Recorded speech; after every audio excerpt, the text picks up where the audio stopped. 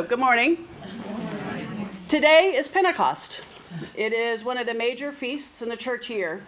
And the church calendar, it helps us mark the life of Jesus and the life of the church. So we celebrate Christmas to mark the birth of Jesus, often with pageants and children dressed as Mary, and shepherds, and sometimes here, very large animals. Just wait till this next Christmas when we have our, what's her name? Bertha? Hepzibah. What's her name? Hepzibah. Oh, heavens. We might have to work. I'm going to practice that. On Good Friday, we remember the crucifixion. And on Easter, we celebrate the resurrection, the triumph of life over death in the heart of our faith. Each of these moments tells the story of God's presence breaking into the world. Today is Pentecost. And this day tells the story of what happens when God's presence fills us and begins to move through us. So long before Pentecost became part of the Christian calendar, it was already considered a sacred day. Every year, 50 days after Passover, Jews from every nation would gather in Jerusalem for the feast of Shavuot.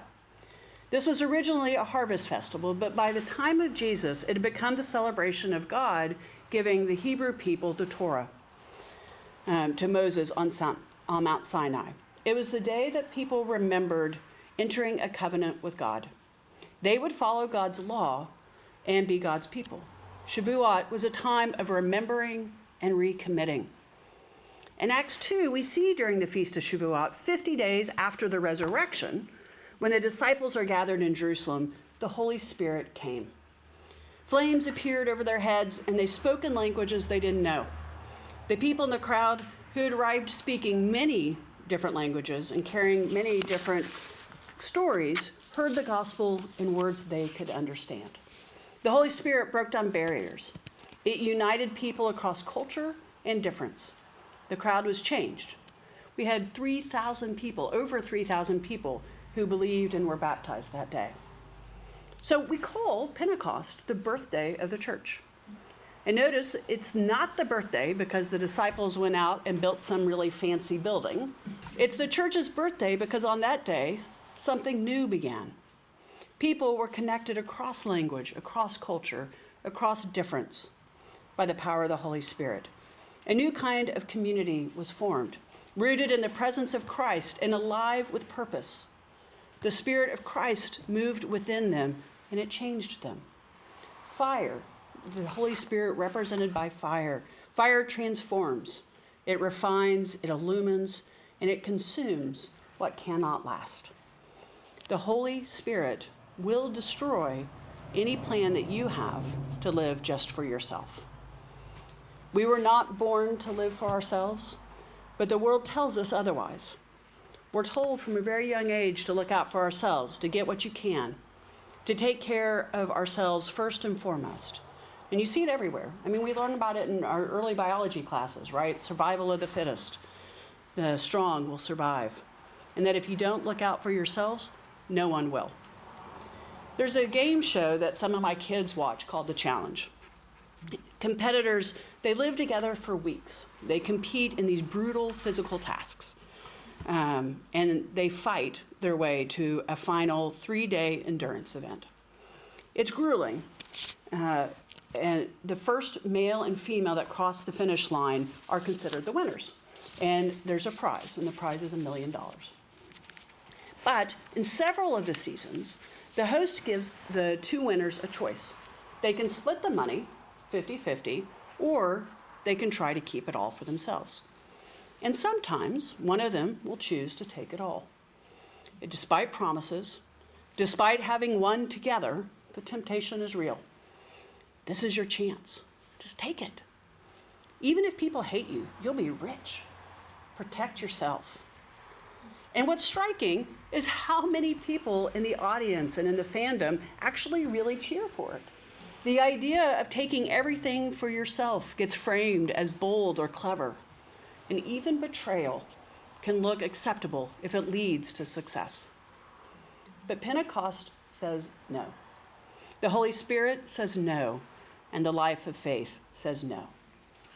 The light of Christ is in you, but it is not just for you. The disciples were not given the Holy Spirit so that they could feel spiritually full. They were filled with fire so they could go out, so they could speak, so they could serve, and so they could give themselves away.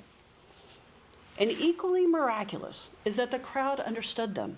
So the miracle was in their mouth, but was also in the ears of everybody that was in the crowd. The Holy Spirit united them emotionally and spiritually and tangibly.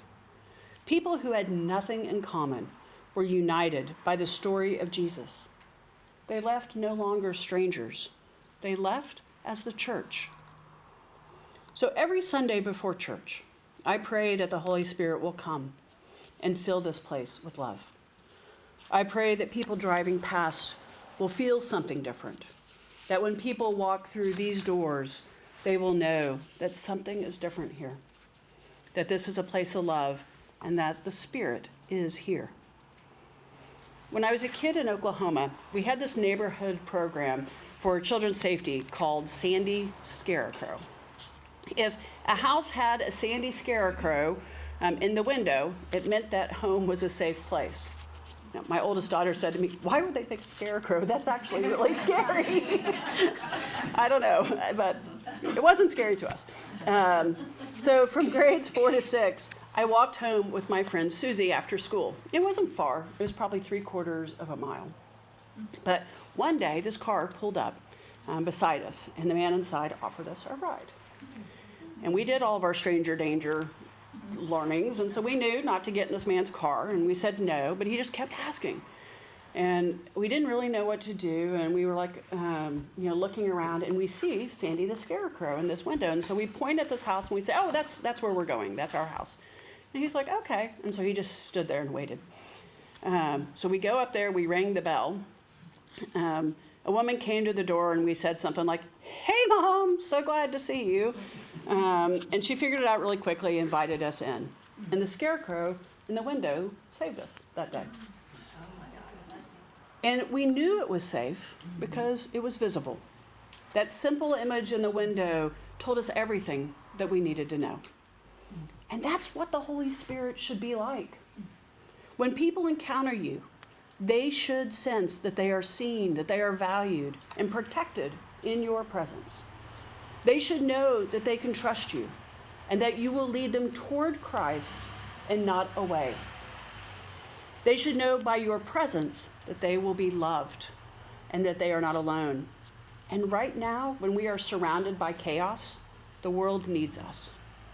The light of Christ is in you, and it is meant to be seen.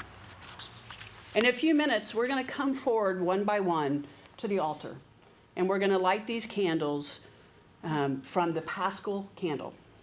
Remember, we lit this Paschal candle from the new fire at Easter. And it symbolizes the light of Christ rising from the dead and overcoming all darkness.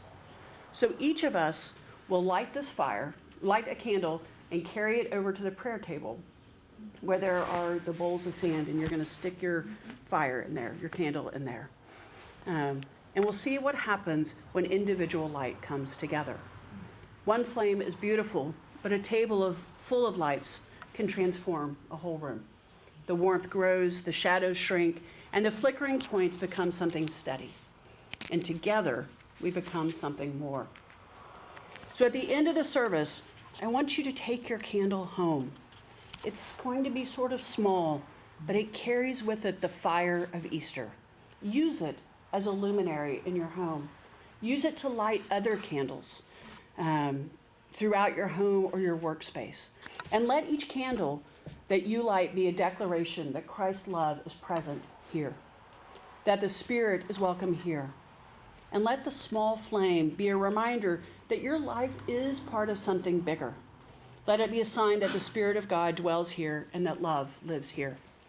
Because people are watching, and people are wondering if they are safe, if they are loved, if there is a way of being that is different than survival of the fittest. And we have the answer. It's Pentecost. The Spirit has come. The light of Christ is in you, not just for you, but for the world. And thanks be to God.